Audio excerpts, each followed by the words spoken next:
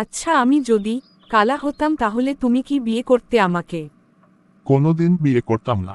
আমার বাবা যদি তোমাকে একটি প্রাইভেট কার গিফট করত, তাহলে কি আমাকে বিয়ে করতে?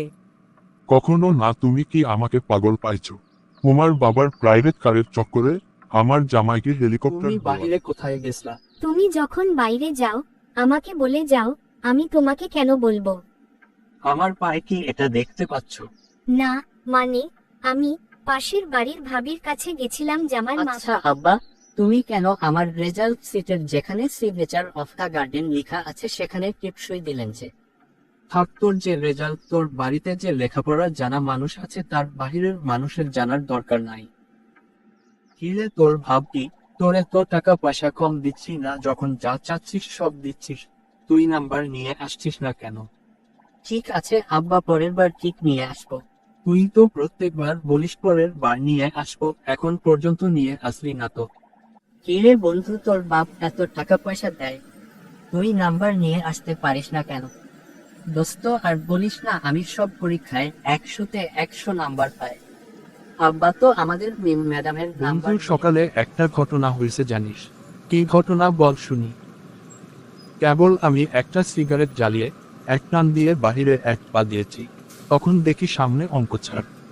তাই নাকি? তখন কি করলি তুই? কেবল সিগারেটটা ধরিয়েছি, বেনসন সিগারেটটা তো আর ফেলা দেওয়া যাবে না। আমি একটু বুদ্ধি করে সিগারেটটা হাতের ভিতর নিয়ে হাতটা পিছনে দিয়ে স্যারের পায়ে পড়ে গেলাম। তাই নাকি? কি বলিস?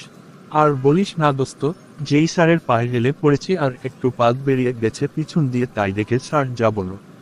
কি বলল? থাক থাক, এত ভক্তি ভরে প্রণাম করা লাগবে না, তোমার ব্যবহারে আমি অনেক খুশি। এখন তো আর কেউ ধূপ জ্বালিয়ে শাক বাজিয়ে প্রণাম করে না। আচ্ছা আব্বা, তুমি কেন আমার রেজাল্ট সিটের যেখানে সিগনেচার অফ দ্য গার্ডেন লেখা আছে সেখানে টিপসই দিলেন যে? থাক, তোর যে রেজাল্ট, তোর বাড়িতে যে লেখাপড়া জানা মানুষ আছে তার বাহিরের মানুষের জানার দরকার নাই। বন্ধু, সারা জীবন শুধু ঠকেই গেলাম, কোনোদিন জিতবার পারলাম না। বন্ধু ঠকায় তো ভালো রে পাগল। ঠকের গেলে অনেকগুলো বিশেষ গুণ থাকা লাগে, যেমন ধর সবাক অন্থের মতো বিশ্বাস করা লাগে, ধর মন উজাড় করে ভালোবাসা লাগে, আবার নরম মনের মানুষ হতে হয়, আর মানুষকে ঠকাইতে চাইলে শুধু একটুখানি অমানুষ হলেই হয়।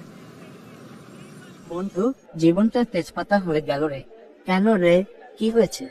বাবাকে বললাম পাশের বাড়ির মিমকে বিয়ে করব, বাবা বলল ওটা তোর আপন বোন হয়, বিয়ে করা যাবে না।